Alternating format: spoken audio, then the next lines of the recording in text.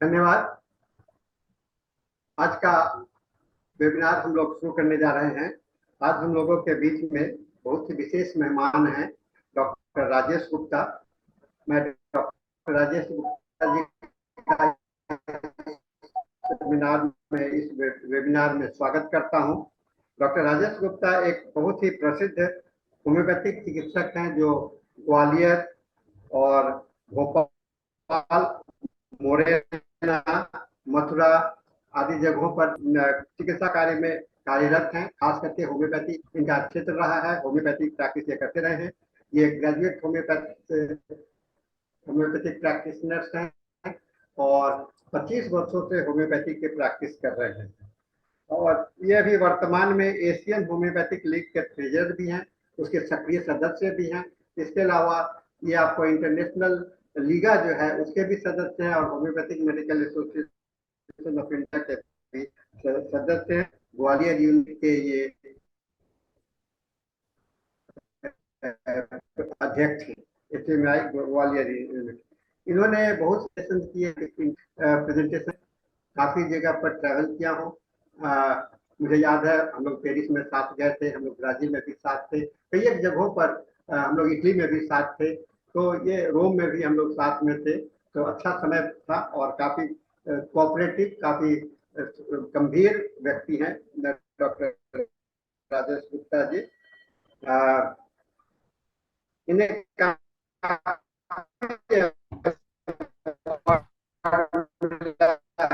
जैसे होम्यो रत्न का award, homeo friends का है, उसका अवार्ड कैनेडियन एमपी के द्वारा दिया गया है। और डॉक्टर राजेश गुप्ता सोशल, अपने प्रैक्टिस के अलावा सोशल काम में भी बहुत एक्टिव रहते हैं और फ्री मेडिकल कैंप को समय समय पर चलाया करते हैं। सबसे पहले मैं IFPH की टीम को बहुत बहुत धन्यवाद देना चाहता हूं कि उन्होंने इस फोरम के द्वारा जो आयोजन किया है और निरंतर जो सेमिनार्स का सभी लैंग्वेज में जो आयोजन चल रहा है, मुझे लगता है कि हम सभी होम्योपैथी जगत के लिए, सारी फर्टिलिटी लोगों के लिए बहुत ही ज़्यादा एक लाभदायक सिद्ध होगा।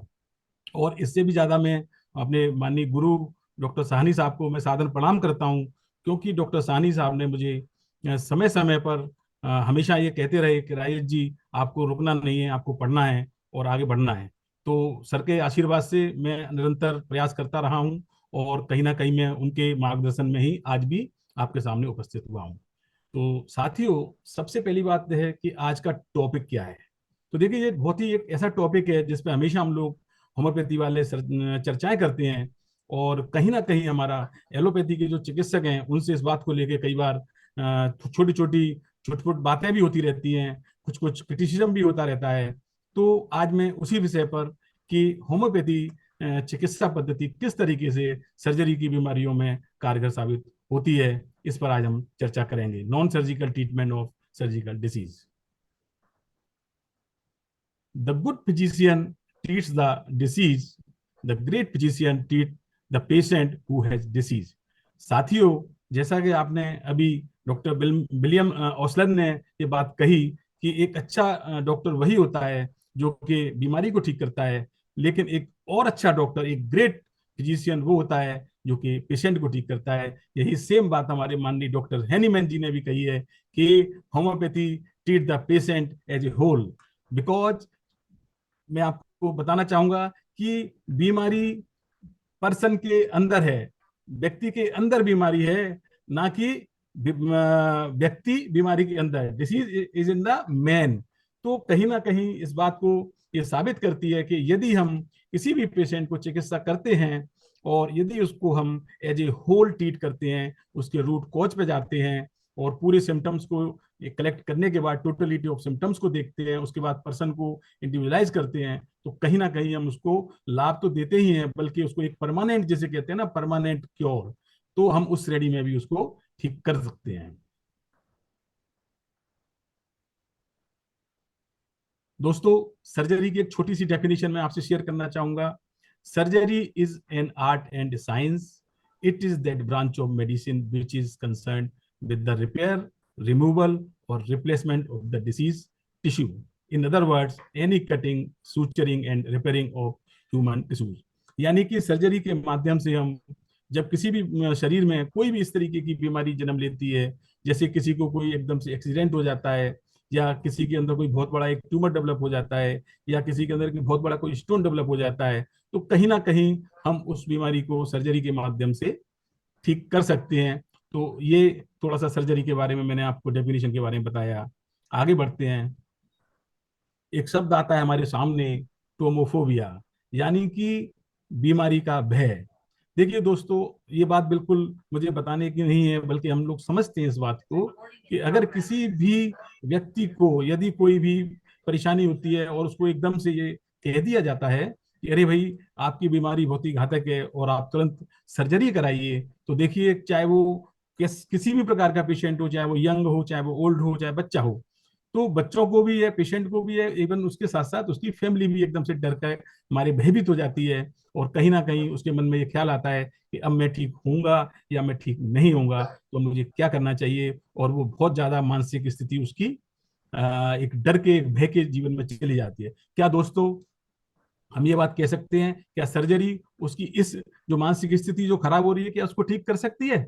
नहीं, बिल्कुल नहीं कर सकती। सर्जरी केवल जो अंग खराब हुआ है उसको निकाल सकती है, निकाल के दूर फेंक सकती है, लेकिन उसके अंदर का जो भाव है, उसके अंदर की जो परेशानी है और जिस डिसऑर्डर से वो गुजर रहा है, उसको कभी जिंदगी में सर्जरी ठीक नहीं कर सकती। लेकिन मेरे दोस्तों, मैं बताना चाहता हूं कि होम्योपैथी एक ऐसी चिकित्सा पद्धति है जिसमें इस तरीके की फियर और डर, जो बीमारी के और ऑपरेशन को लेके जो डर उसके अंदर बना हुआ है, जो उसकी मानसिक स्थिति खराब हो रही है, डिप्रेशन का शिकार होता जा रहा है, तो उसके लिए हमारे यहाँ अलग अलग प्रकार की दवाइयां हैं, जैसे एकोनाइट है, जेल्सिमियम है, अर्जेंटम नाइट्रिकम है, आर्सेनिक एल्बम है, ऐसी बहुत सारी ऐसी दवाइयां हैं। तो कहीं ना कहीं उस समय हम उस पेशेंट को शेयर करते हैं, उसके साथ में उसको अगर देते हैं, तो कहीं ना कहीं वो इस स्थिति से पेशेंट बाहर आ सकता है।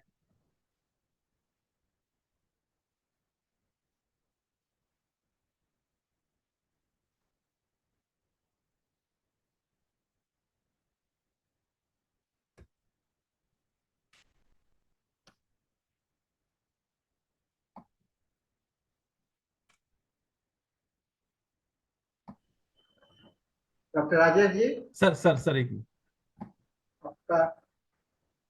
हाँ,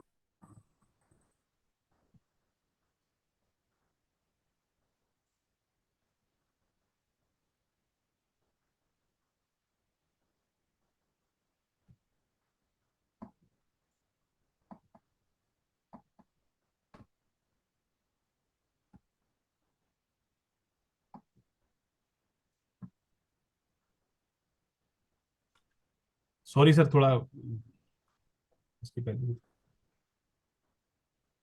नहीं, पहले- हाँ, तो आगे बढ़ते हैं। कुछ टेक्निकल इशू था सर। आगे बढ़ते हैं। Father of surgery, Indian physician Sushruta, जो कि फादर ऑफ सर्जरी के नाम से जाने जाते थे, थोड़ा सा मैं इस पर भी प्रकाश डालना चाहूंगा कि डॉक्टर सुश्रुत ने ही आज से कई सालों पहले सर्जरी का आविष्कार किया था। और जो सर्जरी की जो शुरुआत हुई है वो हमारे भारतवर्ष से ही हुई है। एक मैं आपको एक छोटा सा और उदाहरण इसमें बताना चाहता हूँ कि 2009 में दिल्ली में एक बहुत बड़ा एक सेमिनार का एक आयोजन किया गया था, जिसमें एक प्रदर्शनी लगाई गई थी। वहाँ कोई मिस्टर जो अय्यर थे, उन्होंने इस बात पे फोकस किया और इस बात को डॉक्यूमेंट्स के साथ में साबित किया कि चूंकि प्राचीन काल से हम लोग सारे जो है किसी ना किसी दबाव में जिंदगी जी रहे हैं और कहीं ना कहीं अपनी स्थिति परिस्थितियों को हमें याद नहीं है, लेकिन उन्होंने इस बात को साबित किया कि जो प्लास्टिक सर्जरी भी आज से जो 600 ईसा पूर्व हमारे भारतवर्ष से ही उसकी शुरुआत हुई थी, और जिसको शुरुआत किया था वो माननीय जो फादर ऑफ सर्जरी जो डॉक्टर सुश्रुत थे, उन्होंने ही इसका आविष्कार किया था। इवन देन चरक संहिता में भी इसका आलोक किया गया है कि सर्जरी हमारी सबसे पहले भारत से ही इसकी शुरुआत हुई है। और जो ग्रीस के जो डॉक्टर हिपोक्रेट्स जो इतने फेमस जो डॉक्टर हुए, उनसे पहले इसकी शुरुआत भारत में डॉक्टर सुश्रुत द्वारा की गई थी। उस समय इसमें जो डॉक्टर सुश्रुत के नाम से आज भारत में कई अस्पताल भी हैं जो उनके नाम से जाने जाते हैं, उस समय डॉक्टर सुश्रुत ने लगभग 650 प्रकार की दवाइयों का आविष्कार किया था, 42 किस्म की सर्जरी, 300 तरह के ऑपरेशन और 121 प्रकार के औजारों का इस्तेमाल उस समय किया था। तो ये डॉक्टर सुस्वत जी, इनको हम बहुत बहुत धन्यवाद देते हैं।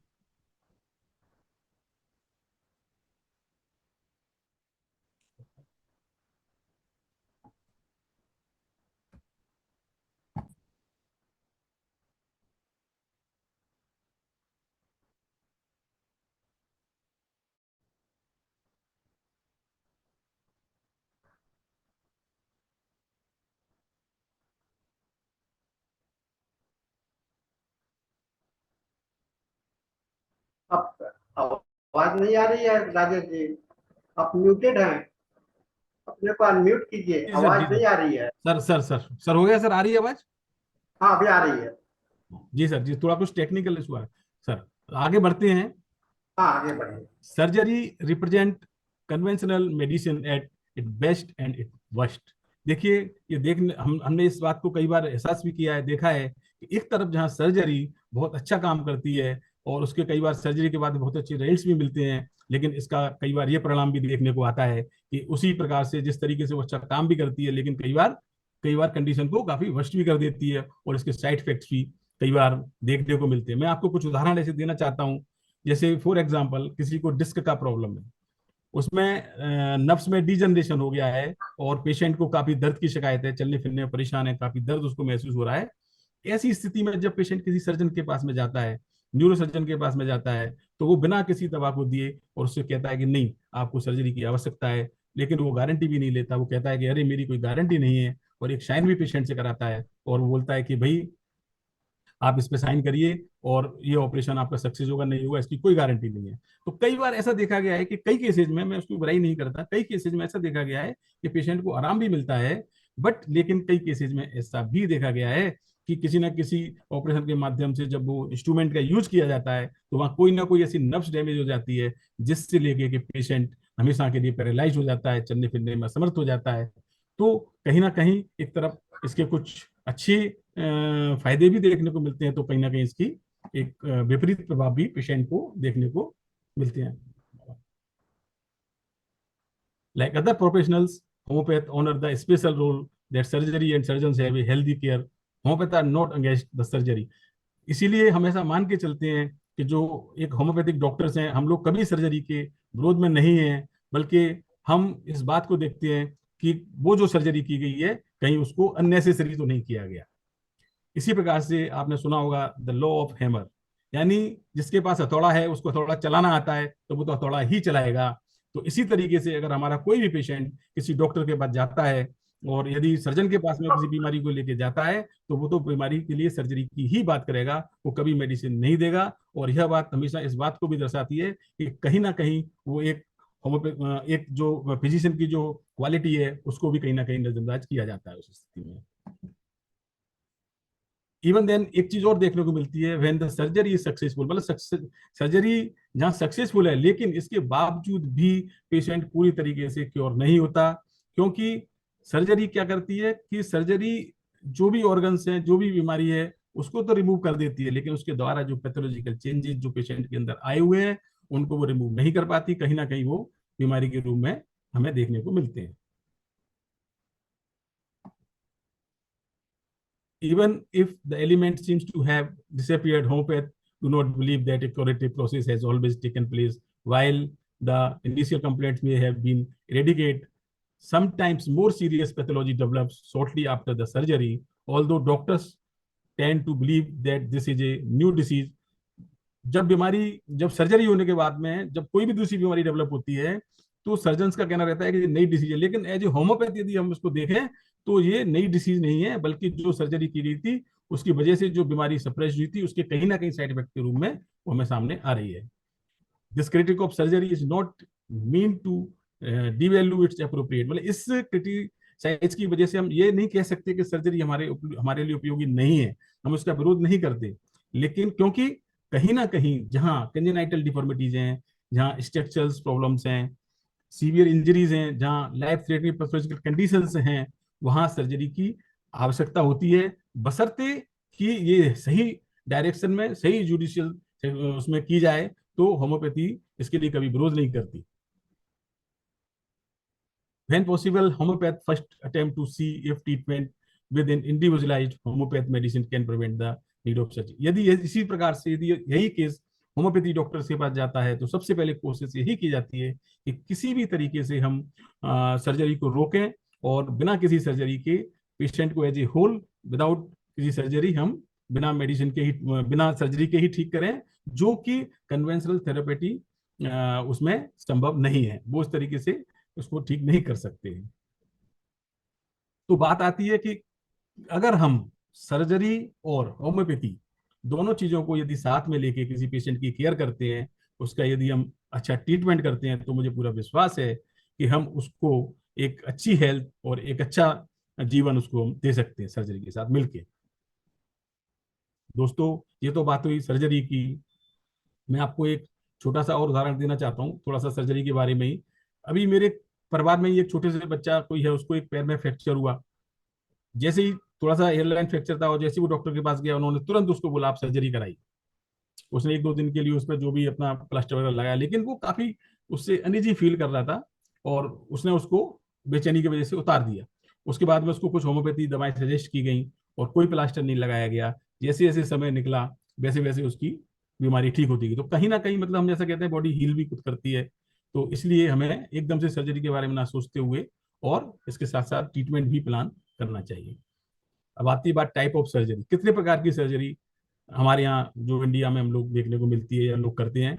तो ये इलेक्टिव सर्जरी है, इमरजेंसी है, एक्सप्लोरेटरी सर्जरी है, थेरोपेटिक सर्जरी है, एम्पुटेशन है, रिप्लांटेशन है, बैरियाट्रिक सर्जरी है, रिकंस्ट्रक्टिव सर्जरी है, cosmetic surgery, excision, transplant, minimally invasive surgery है, लेजर सर्जरी है, माइक्रोस्कोपिक सर्जरी है। देखिए, इसमें बहुत ज्यादा मैं डिटेल में नहीं जाऊंगा, लेकिन छोटी मोटी 1-2 चीजें वो मैं डिस्कस करता हूँ। जैसे माना कि अपन बात करते हैं इलेक्टिव सर्जरी की, तो ये कोई मेडिकल नीड नहीं है, मतलब इसको कोई नॉन मेडिकल रीजन के हिसाब से ही लोग इसको कराते हैं। जैसे फॉर एग्जांपल किसी को चेहरे पे कोई प्रॉब्लम है तो उसने कोई ऐसा सर्जरी कराई जिससे कि सुंदर दिखने के लिए करा लिया। किसी को फैट बढ़ रहा है, लाइपोसक्शन करा लिया, या किसी को ब्रेस्ट में कोई चेंजेस कराने हैं तो उसने ब्रेस्ट इम्प्लांट करा दिया। तो इस तरीके से सर्जरी का उपयोग किया जाता है।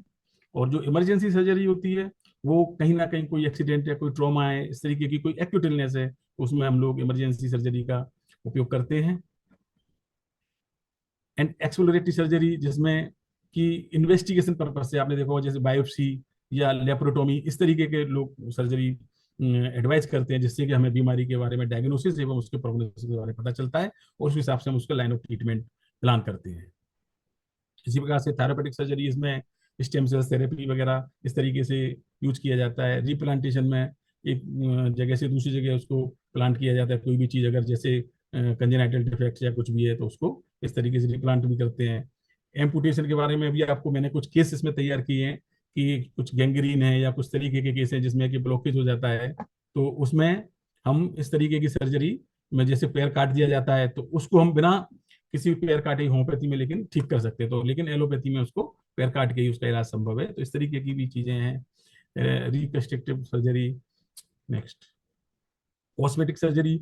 जनरली आपने देखा होगा आजकल लोग हर कोई सुंदर दिखना चाहता है, तो इस सुंदर दिखने की होड़ में लोग जहाँ जरूरत नहीं है लेकिन फिर भी वो सर्जन के पास जाते हैं और कॉस्मेटिक सर्जरी में कहीं ना कहीं कोई किसी भी प्रकार का, जैसे कोई ब्रेस्ट इन्लार्जमेंट है, कुछ भी कराना है उनको, रिंकल्स वगैरह है या कुछ भी है, तो इस तरीके की सर्जरी है, उस तरीके के कॉस्मेटिक के द्वारा इसको करा जाता है।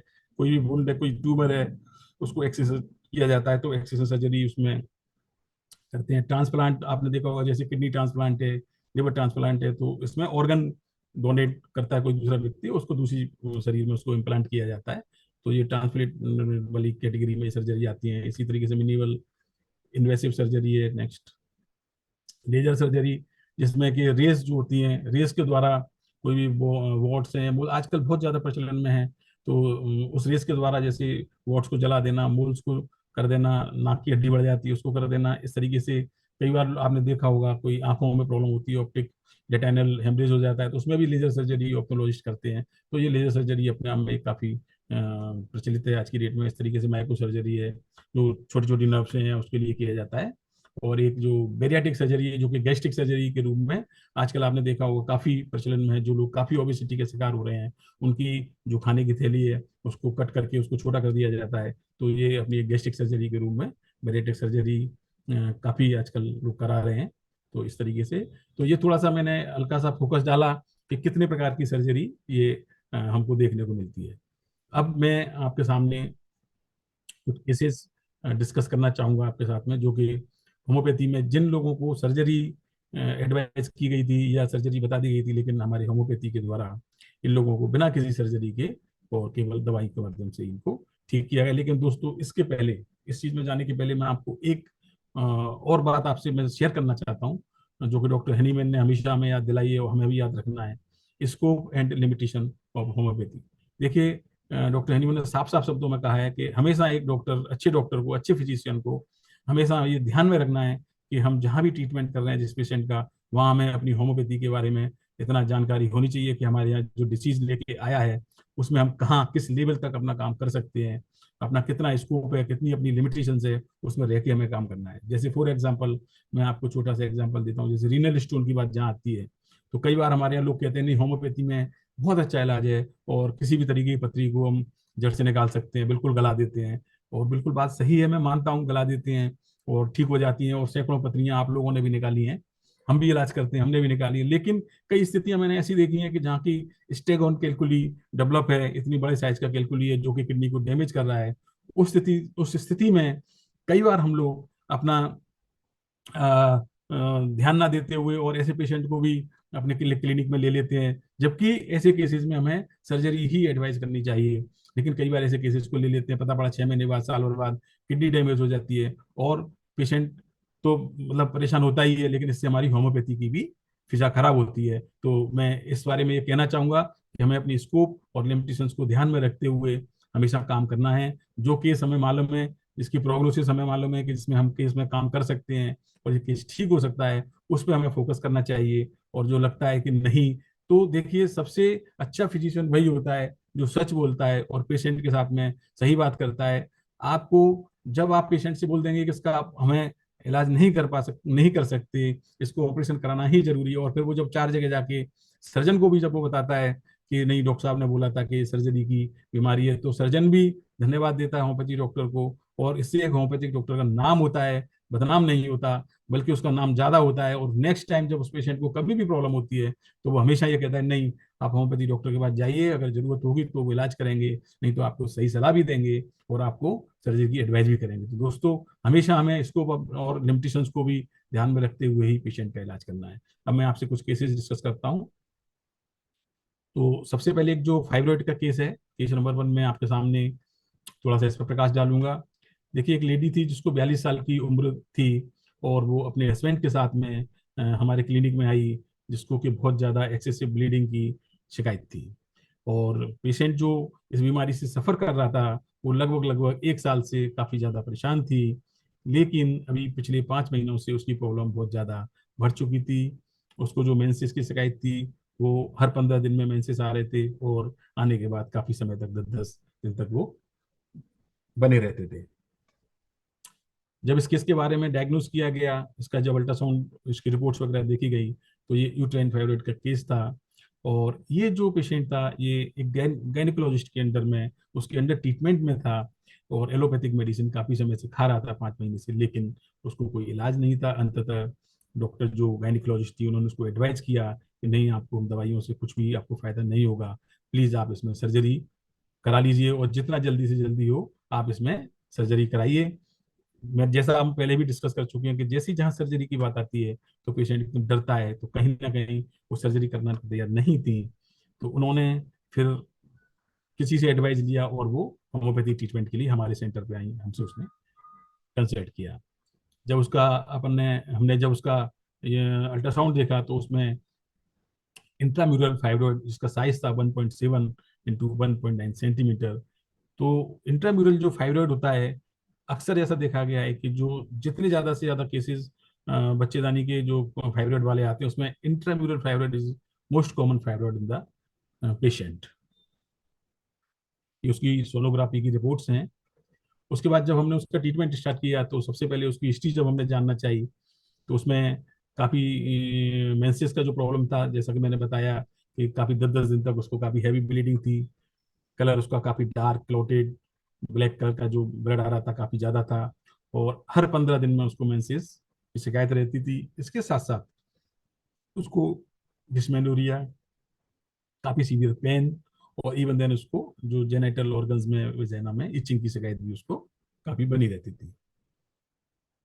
उसकी पास्ट हिस्ट्री के बारे में पूछा गया। 2 बार उसका सीजरियन हो चुका था। फैमिली हिस्ट्री में पूछा गया। उसके फैमिली में कई लोगों को, जो मम्मी पापा वगैरह थे, उनको रूमेटिज्म की हिस्ट्री भी इसमें पाई गई।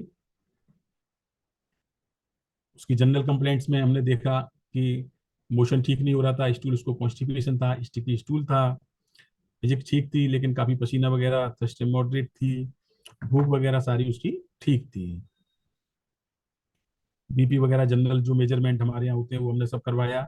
बीपी भी थोड़ा लो साइड था, पल्स ठीक थी, और वेट उसका 60 kg था।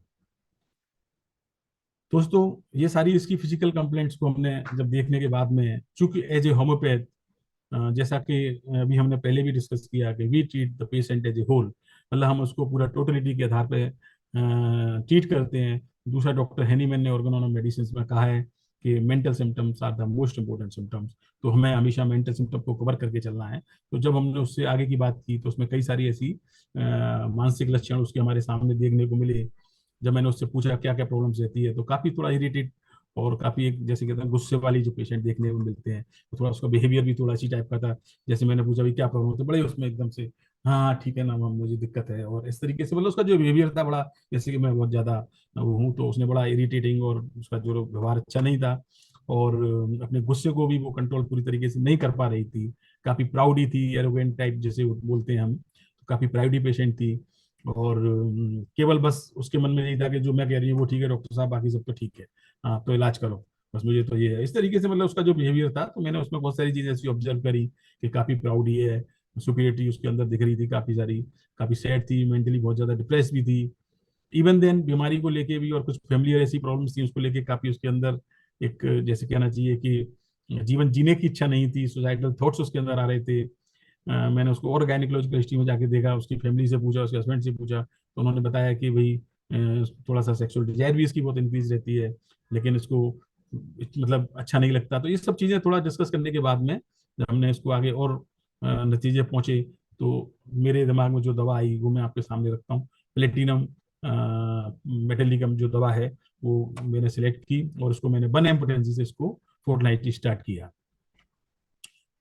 जब 1 एम प्लेटिनम देने के बाद में पेशेंट ने मेरे को 1 महीने के बाद जब दोबारा रिपोर्ट किया, तो उसने थोड़ा सा मुझे बताया कि नहीं डॉक्टर साहब, पहले से मुझे अच्छा लग रहा है, she was feeling much better, और जो मेंसेस था वो भी उसका टाइम से थोड़ा आना शुरू हुआ।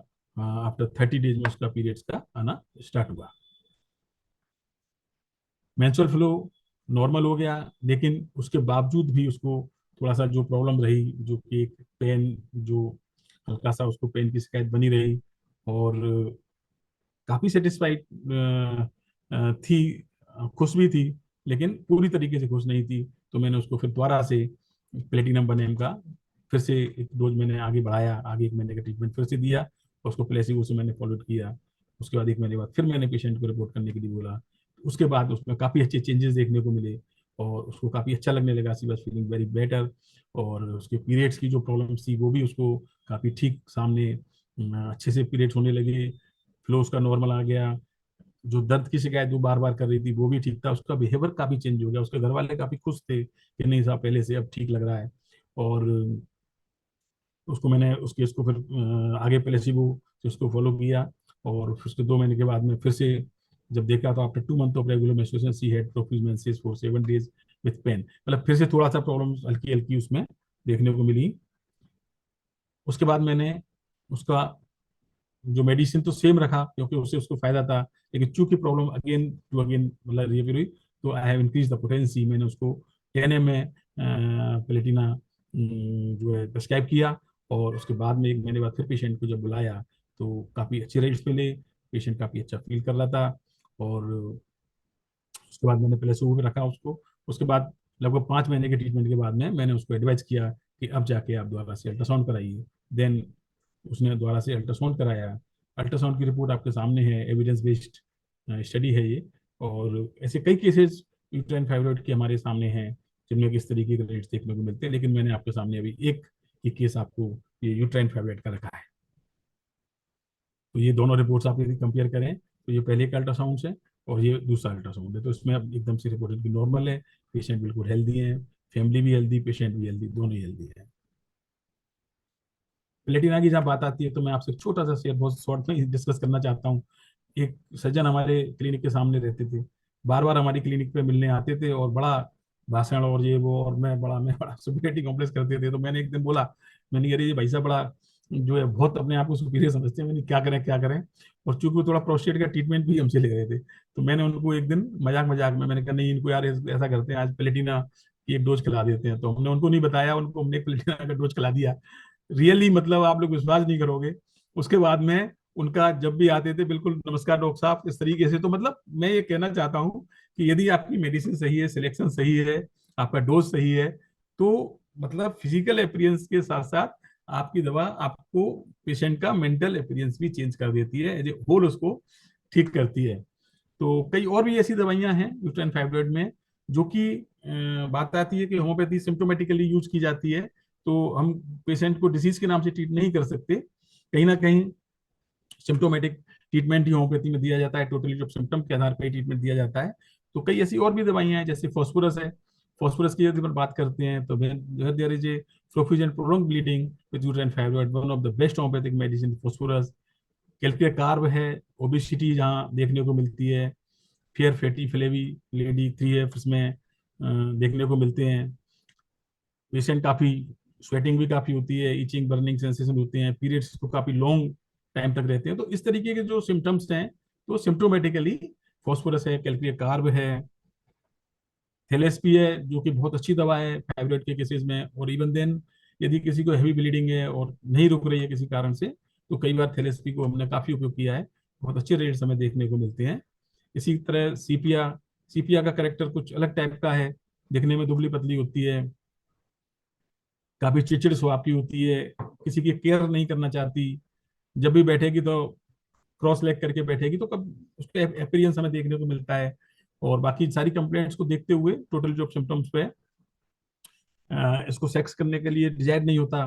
तो ये सब चीजें मतलब सिम्टोमेटिकली हम देखें तो अगर इसके सिम्टम मिलते हैं तो ऐसा नहीं है कि हमें पर्टिकुलर एक ही दवाई जो सारी यूट्राइन फाइब्रॉइड को ठीक कर सकती है, इट इज इम्पॉसिबल। सारी दवाएं अपने करेक्टर के हिसाब से, टोटलिटी ऑफ सिम्टम्स के हिसाब से प्रिस्क्राइब की जाती है, और जहां मैचिंग सिमलिया सिमली वाला सिद्धांत यहाँ लागू होता है, अगर वो मेडिसिन आपको सिमलिया के हिसाब से सूट करती है तो कहीं ना कहीं वो आपकी प्रॉब्लम्स को पूरी तरीके से जड़ से खत्म कर सकती है। इसी तरह सेबिना है, Sabina where there is a discharge of dark और black clot with blood. Sevena is one of the best homeopathic medicine for fibroid. Menses are profuse and bright. The bleeding is worse.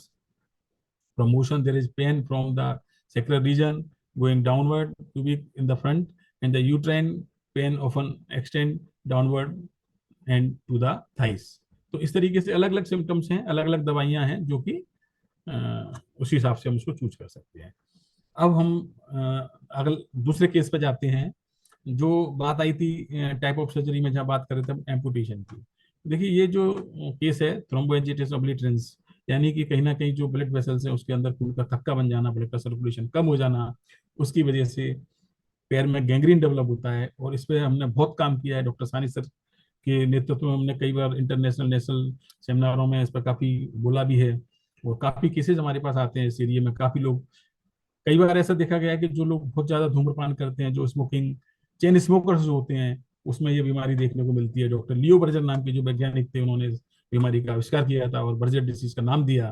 तो ऐसी बीमारी जिसमें एक तरफ अगर बात करते हैं सर्जरी की एलोपैथी में, जहाँ के पूरा पैर काट कर ही पेशेंट का इलाज किया जाता है, लेकिन मैं दावे के साथ कह सकता हूँ यदि सही समय पे पेशेंट आपके पास आता है हाँ और अगर ट्रीटमेंट लेता राजेश है जी।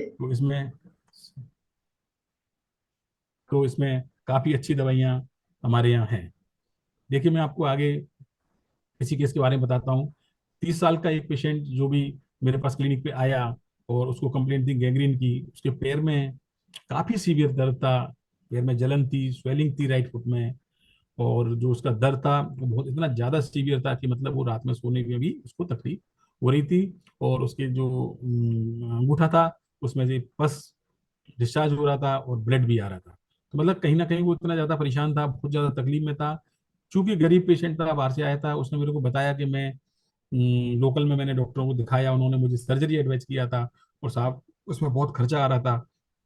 मेरे पास खर्चा नहीं था, मुझे कहीं से पता चला है कि साहब आपके इलाज हो सकता है, तो मैं आपके पास दिखाने आया हूँ। तो कहीं ना कहीं वो पेशेंट थोड़ा पुअर कंडीशन का भी था। जब हमने उसको देखा तो डिसाइड किया कि हाँ, इसमें होम्योपैथी से पेशेंट ठीक हो सकता है।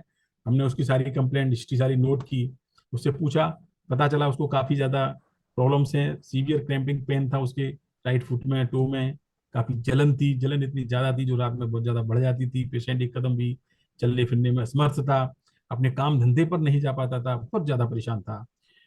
उसमें से काफ़ी डिस्चार्ज था, फर्स्ट टाइप का डिस्चार्ज था, ब्लड भी उसमें से आ रहा था। सबसे ज्यादा प्रॉब्लम थी उसको अंगूठे में थी, उसके बाद में उसकी जो बगल वाली उंगली में थी। तो ये दो उंगलियां बहुत ज्यादा तरीके से उस बीमारी ने इसकी कवर की हुई थी। सबसे बड़ी चीज थी, पेशेंट बहुत ज्यादा दर्द के मारे करा रहा था।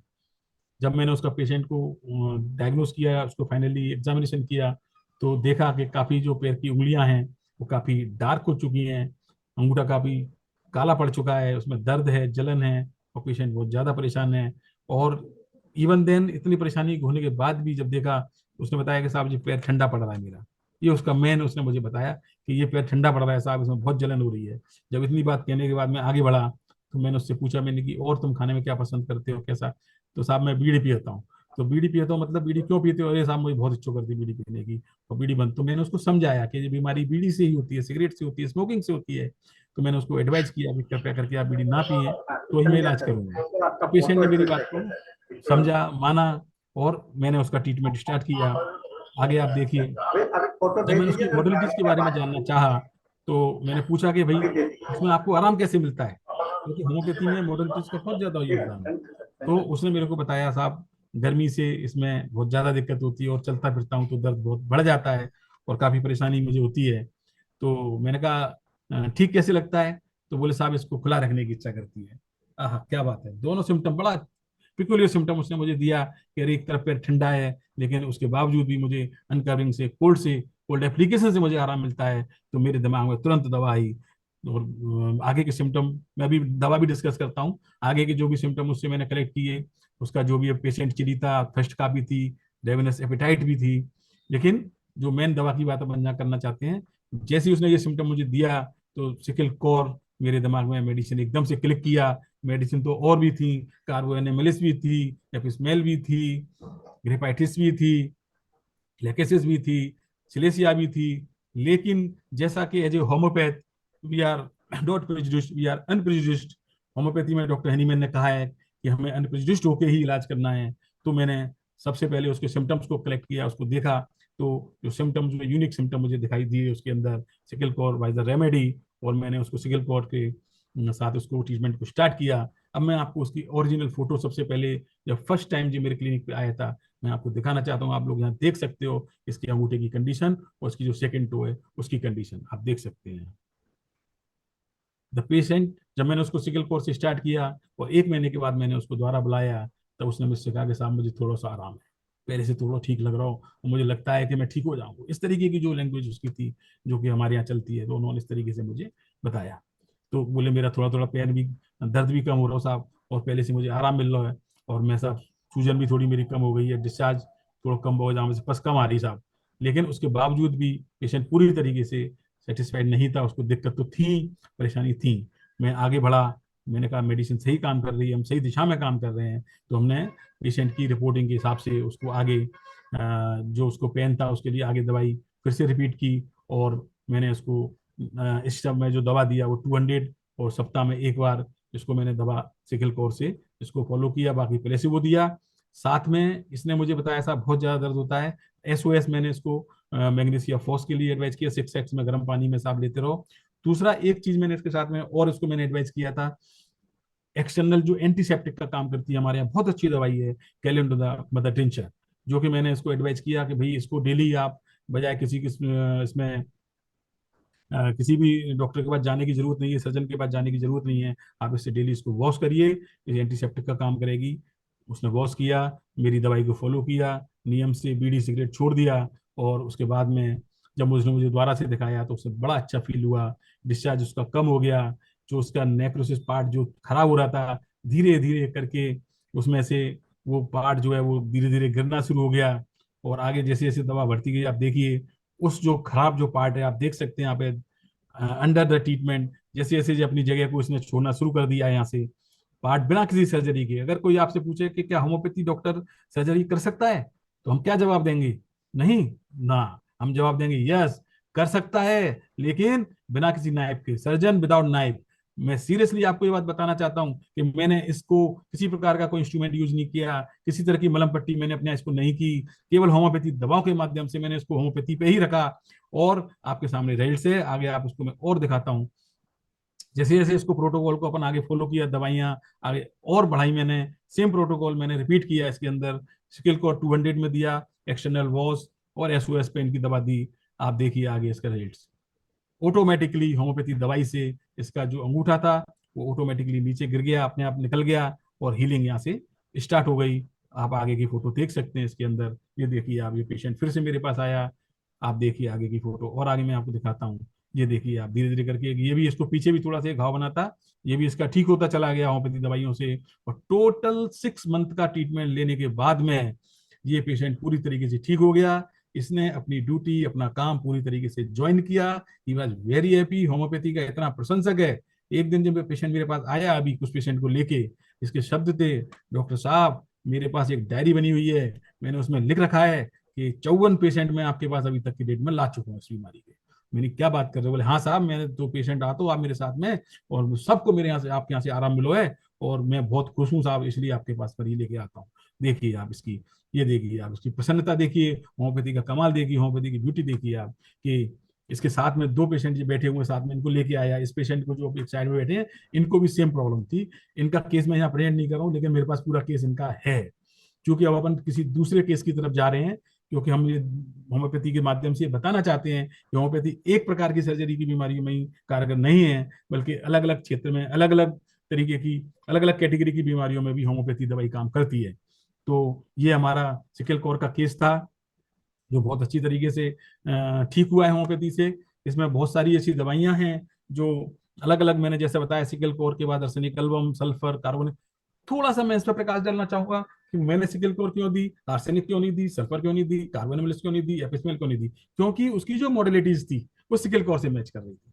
आर्सेनिक का पेशेंट जब भी आएगा आपके पास में, वो हमेशा ये कहेगा जलन और परेशानी तो है, लेकिन मुझे गर्म पानी की सिकाई से आराम मिलता है। बेचैन रहेगा, गर्म से आराम मिलता है।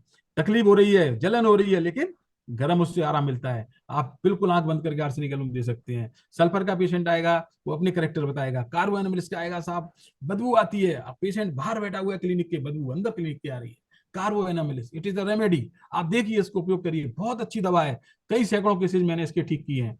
तो कहीं ना कहीं मतलब होम्योपैथी, एपिसमेलिक का स्वेलिंग है, ठंड से आराम मिलता है, बहुत अच्छी दवाई है। तो कई केसेज एप स्मेल से भी ठीक किए हैं। कभी ऐसा मौका मिलेगा जब अपन पूरा सारा गैंग्रीन पे या इस पे ही डिस्कस करेंगे, तो मैं आपको बहुत अच्छे अच्छे केस, अभी मेरे पास बहुत अच्छा केस गैंग्रीन का एक और भी है, हालांकि अब टाइम नहीं है, मैं उसको डिस्कस नहीं करूंगा, लेकिन आप देखेंगे किस तरीके से होम्योपैथी ने, दवा ने काम किया है। जो सर्जन इतनी बड़ी सर्जरी करने के बाद नहीं कर सकता था, वो पेशेंट ठीक हुआ है। नेक्स्ट टाइम मौका मिलेगा मैं आपके साथ शेयर करूंगा। डिफरेंट डिफरेंट दवाइयां हैं, ये सब आप लोगों को मालूम है, अलग अलग मेडिसिन से हैं। अब मैं, एक और केस, लास्ट केस मेरे पास है, जो बहुत ही इंटरेस्टिंग केस है, बहुत ही अच्छा केस है, जो मैं आपके सामने एक बार रखना चाहता हूँ।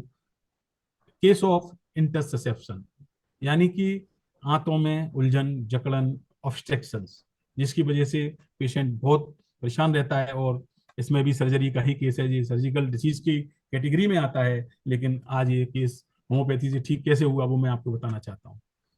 एक बच्ची थी 21 साल की, वो हमारे सेंटर पे आई, इमरजेंसी ट्रीटमेंट के लिए आई। सबसे पहले वो क्लिनिक पे आने के बाद में उसने कंप्लेंट किया, मुझे काफी सीवियर पेन है, दर्द है पेट में, जो कि बार बार होता है और बंद हो जाता है। ये कंप्लेंट उसकी पेशेंट की आई हमारे सामने। उसके साथ साथ उसने बताया कि इसके साथ साथ मुझे नोजिया भी होता है और वॉमिटिंग भी होता है। और एक कंप्लेंट और उसने हमको शेयर किया कि she had not pass stool since few days, मतलब कई दिनों से उसको मोशन पास नहीं हुआ है। इसके साथ साथ, ये कंप्लेंट के साथ साथ वो बहुत सारी इन्वेस्टिगेशंस भी साथ में लेके आई थी। जैसे विडाल टेस्ट लेके आई, नॉर्मल था। लिवर किडनी फंक्शन टेस्ट भी लेके आई, सारे नॉर्मल थे। एएफटी नॉर्मल था, HbA1c नॉर्मल था, थायराइड फंक्शन नॉर्मल था। लिपिड प्रोफाइल नॉर्मल था। लेकिन आप पूछना चाहेंगे कि इतनी सारी रिपोर्ट्स कराई क्यों? भाई इसलिए कराई क्योंकि वो तो मेरे पास सेकंड ओपिनियन के लिए आई थी। Already she took appointment in hospitals, पैसे भी जमा कर चुके थे कि भाई हमें तो सर्जरी करानी ही करानी है। लेकिन उसके पिताजी नहीं माने, उनको लगा एक बार कि क्यों ना एक बार किसी होम्योपैथी डॉक्टर से मिले। किसी ने उनको सलाह दी कि आप होम्योपैथी डॉक्टर से सलाह लीजिए, और उसके बाद में वो ये सारी रिपोर्ट्स लेके हमारे पास आए, क्योंकि वो पूरी सर्जरी की तैयारी हो चुकी थी, पैसे वो जमा कर चुके थे। जब उनकी अल्ट्रासाउंड रिपोर्ट अल्ट्रासाउंड का रिपोर्ट को जो देखा गया, तो उसके अंदर ये परेशानी सामने आई, small spools within bowels in left iliac fossa without associated gut dilation suggestive of transient interceptions. फिर उसने दूसरी जांच और आगे की कराई, जो सीटी स्कैन था जिससे आगे की जांच होती है, उसमें भी सेम प्रॉब्लम ही उसको डायग्नोस हुई। ये डॉक्टर अमित थावरानी की इनका जांच हुआ था, जो कि यहाँ के गैस्ट्रो सर्जन है। उसके बाद में सारी जांचें देखने के बाद डॉक्टरों ने उसको एडमिट कर दिया, इसका पैसा जमा हो गया, और ये पेशेंट बहुत परेशान थे। सेकेंड ओपिनियन के लिए हमारे पास आए। जब ये हमारे क्लिनिक पे आए, तो the patients father said that the doctors advised in surgery and said that it is very important and should be done urgently in this case. They also informed that they have fixed appointment for surgery to be performed at Apollo Hospital. Gwalior में बहुत अच्छा hospital है, 8 अक्टूबर को उसकी surgery होनी थी, ऐसा उन्होंने बताया। हमारे पास सेकंड ओपिनियन के लिए आए, जैसा कि मैंने बताया, और कई दिनों से उसको 8-10 दिन हो चुके थे, मोशन नहीं हुआ था। और हमारे सेंटर पर जब वो आया, तो उसने ये सारी कंप्लेंटें 27 तारीख को बताई। उसके बाद में मैं आपको बताना, जिस डेट में ये पेशेंट हमारे पास आया था, बाई चांस वाली बात थी कि हमारी कॉन्फ्रेंस थी इटली में, और हम लोग वहाँ थे। जब पेशेंट ने आके क्लिनिक पे बताया, तब मैं पर्सनली इस पेशेंट को मैंने उस दिन नहीं देखा। हमारे जो भी जूनियर डॉक्टर वहाँ बैठे थे, उन्होंने इस केस को हैंडल किया। और उन्होंने जब इस केस को देखा, तो पहले तो सोचा कि अरे भाई इसको देखें ना देखें। बाई चांस फिर उन्होंने कहा नहीं ठीक है, मैं देखता हूँ, एक बार डॉक्टर साहब से बात करता हूँ। और फिर उन्होंने मुझसे बात की। तो मैं इटली में जब बैठा था, तो उसका फोन आया मेरे पास डॉक्टर का। उसने मेरे को बोला कि सर ऐसी ऐसी प्रॉब्लम्स हैं, और ये पेशेंट ये कंप्लेंट लेके आया है। बाई चांस की बात है, देखिए मैं आपको बताना चाहता हूँ, धन्यवाद देना, डॉक्टर SM सिंह सर मेरे साथ उसी समय वहाँ बैठे हुए थे। और मैंने सर के सामने मोबाइल खोला, रिपोर्ट देखी, सर से मेरा डिस्कशन हुआ। मैंने कि सर ये इस तरीके का केस है, अपने को क्या करना चाहिए? डॉक्टर SM सिंह सर को मैं सैल्यूट करता हूँ। उन्होंने मुझसे कहा, राजेश जी, बिल्कुल अपनी स्टाइल में, राजेश जी आप चिंता मत करिए, आप केस को लीजिए, और मैं आपको दवा बताता हूँ। इसकी हमने कई केसेस में हमने ठीक किए हैं, और आप इसको जो दवा स्टार्ट करती है वो मैं बताता हूँ, आप इसको स्टार्ट। जी सर। तो उस समय डॉक्टर साहब से मेरा डिस्कशन होने के बाद में हमने, डॉक्टर साहब ने बताया सिंकोना ऑफेंसिनेलिस 6 में इनको आप 3 टाइम दीजिए। ये दवा हमने स्टार्ट की। स्टार्ट करने के बाद जब मैं इंडिया वापस आया, तो जैसे ही पेशेंट को पता चला, तो उसने इंतजार ज्यादा समय नहीं किया, और बिना मेडिसिन फिनिश किए वो जल्दी से कंसल्टेशन के लिए द्वारा आ गया। तो 15 दिन की दवा दी थी, लेकिन वो जल्दी बीच में आ गया, और उसकी कंप्लेंट बढ़ती जा रही थी। बोले 15 दिन से मुझे स्टूल नहीं हुआ है, और काफी पेट में दर्द परेशानियों का सामना करना पड़ रहा है। ऑन 1 अक्टूबर 2019 को जब उसने मुझे कंसल्ट किया, तो उसने मेरे को बताया कि साहब मैं दवा तो ले रही हूँ, उसके बेटी ने बताया, लेकिन सर मुझे कुछ परेशानी में आराम नहीं है। लेकिन हाँ सर, मुझे ऐसा लगता है कि जब से मैंने दवा ली है, तो थोड़ा सा मेरे पेट में कुछ हलचल सी शुरू हुई है। बाकी मुझे सब ना स्टूल भी नहीं हो रहा, और मुझे कोई फायदा इस दवाई से अभी तक नहीं हुआ है। तो मैंने काफी विचार करने के बाद में मेरे दिमाग में जो दवाई आई, मैंने उसको प्लम्बम मेटिलिकम का 1 डोज 200 का, उसी समय उसकी 2 बूंद मैंने उसकी जीभ पे डाली, और मैंने कि बेटे अभी 1 हफ्ते के बाद अपन दोबारा देखेंगे।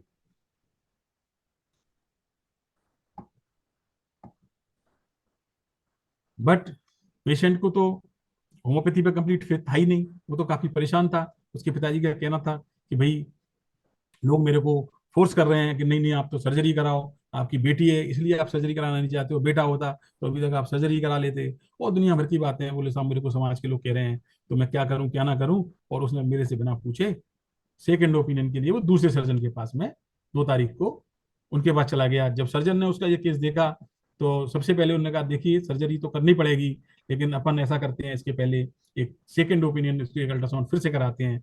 एंड जब पेशेंट की अल्ट्रासाउंड दोबारा से कराई गई, तो the surgeon and patient were shocked to see the ultrasonography. जो उन्होंने देखा, तो वो थोड़ा शॉक, उनको लगा कि अरे ये कैसे संभव है, पेशेंट ने मुझे नहीं बताया। लेकिन वो वहां से करा के रिपोर्ट, एक डॉक्टर अचल गुप्ता जो हमारे यहाँ के सर्जन है, उनके यहाँ जाके उसने अल्ट्रासाउंड कराया। उसके बाद में ये रिपोर्ट्स लेके वो जैसे ही मेरी क्लिनिक पे आए, दोनों बेटी और पापा, और मेरे सामने बैठ के, डॉक्टर साहब हम थोड़ा सा आपसे कुछ डिस्कस करना चाहते हैं, और साहब हमने एक काम आपसे बिना पूछे किया है, आप नाराज मत होइए, लेकिन हमने ऐसे ऐसे, साहब बच्ची वाली बात थी, हमने वहाँ दिखाया और उन्होंने हमको अल्ट्रासाउंड कराया, साहब ये रिपोर्ट है। मुस्कुराती उसने हाथ में थी। जब मैंने देखा तो आपके सामने रिपोर्ट है, ये अल्ट्रासाउंड उनका सामने रखा हुआ है, इसमें किसी प्रकार का कोई इंटरसेप्शन के लक्षण दिखाई नहीं दिए, एक हल्का सा इन्फ्लामेशन दिखाई दिया, और पेशेंट फिर धीरे से मुस्कुराया। फिर डॉक्टर साहब मुझे बहुत मतलब क्या करना चाहिए अब आप बताइए। तो मैंने कि भैया आप ऐसा करिए, आप जाइए हॉस्पिटल से पूरा पैसा वापस लेके आइए, क्योंकि आपका इसमें से बीमारी तो खत्म हो गया है। लेकिन उसके बावजूद भी पेशेंट ने मुझे बताया 4 अक्टूबर 2019 को कि रिपोर्ट तो ठीक है, लेकिन सर मुझे अभी तक भी स्टूल नहीं हुआ है। तब मैंने जाके उसमें आगे बढ़ के बताया कि ठीक है, कोई बात नहीं है। अब चूंकि पेशेंट 15 दिन से स्टूल नहीं हुआ था, तो वो आप समझ सकते हैं, कोई डाइट नहीं ले रहा था, कुछ खाना पीना नहीं खा पा रहा था, कोई सॉलिड थिंग्स खा नहीं पा रहा था, तो बिल्कुल बिना किसी डाइट के, मतलब स्थिति बहुत नाजुक थी। मैंने उसको धीरे से बोला, मैंने बेटे अब आप धीरे से घर पर जाके हल्का फुल्का थोड़ा सा जो भी भोजन आप ले सकते हैं, सबसे पहले लिक्विड से आप हल्का हल्का स्टार्ट करिए, और धीरे धीरे करके एकदम से आप सॉलिड थिंग्स ना खाइए। और इस तरीके से मैंने उसको डाइट का एडवाइस किया। धीरे धीरे करके उसने जब डाइट लेना शुरू करी, और उसके बाद में उसने 2-3 दिन बाद फिर से आके मुझे दिखाया, एक डोज प्लम्बम मेटिनिम का मैंने उसको फिर से रिपीट किया। और उसके बाद उसने मुझे रिपोर्ट किया 1 हफ्ते के बाद में 12 अक्टूबर को, और उसने बताया कि सर अब मुझे पहले से थोड़ा थोड़ा स्टूल पास होने लगा है, और अब मुझे अच्छा लग रहा है, और मैं काफ़ी अच्छा फील कर रही हूँ। तो इस तरीके से अ, उसको मोशन भी आने लगे, खाना भी खाने लगी, और काफी अच्छा लगने लगा। उसके बाद में द पेशेंट कहता है, the patient said that she can not believe that on 8 October 2019 she was to be operated for the same problem, and homoeopathy consisting of small pills has achieved such agonizing results in her case and saved her from surgery. So thanks to homeopathy, and thanks to doctor Hahnemann, जिन्होंने इस तरीके से इस homeopathy को में इस तरीके की दवाइयों का डेवलपमेंट और दवाइयाँ का जो रिसर्च किया है, जिससे कि हम बड़ी बड़ी सर्जरी की बीमारियों से भी लोगों को हेल्प कर पा रहे हैं, उन्हें बचा पा रहे हैं।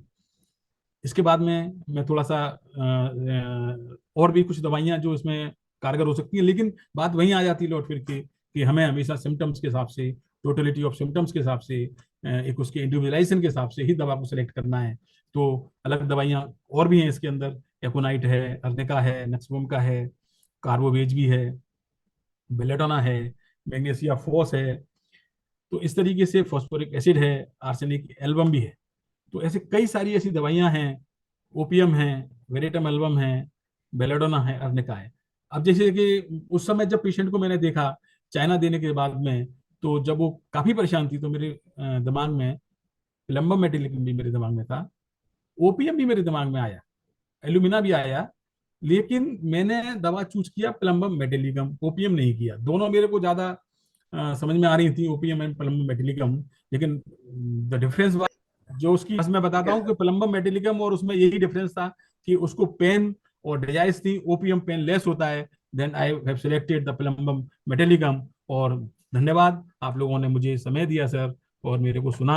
आपका शिष्य हूँ मैं तो मुझे बहुत अच्छा लगा आज अपनी जो भी मेरी सर्जरी और होम्योपैथी के बाद जो मेरे पास विचार थे, मैंने आप लोगों के सामने रखे, केसेज आपके सामने रखे। मैं बहुत बहुत आभारी हूँ, धन्यवाद देता हूँ सब लोगों को, आप लोगों को सबको सुनने। मैंने पहले ही इस बात को बताया, only the experience basis doctor SM Singh sir मेरे साथ बैठे थे वहां, और हो सकता है कि मैं उस समय इस केस को नहीं लेना चाह रहा था। मैं बिल्कुल एक्चुअल जो ट्रांसपेरेंट बात है मैं आपसे शेयर कर रहा हूँ, लेकिन SM सिंह सर ने मेरे को कहा कि हमने चाइना 6 से कई सारे केसेस को ठीक किया है, और राय जी आप तो केस लीजिए और इसको स्टार्ट करिए सर। तो डॉक्टर SM सिंह सर की सलाह पे मैंने बिना किसी सोचे समझे सबसे पहले मैंने उसको चाइना से स्टार्ट किया। उसके बाद जब मैं लौट के आया तो मैंने आपको जैसा बताया कि जो मेडिसिन फिर मेरे दिमाग में आया मैंने उससे स्टार्ट किया। तो SM सिंह सर का काफी अच्छा एक्सपीरियंस चाइना पर रहा था, एंड मैंने इसलिए उसको दिया।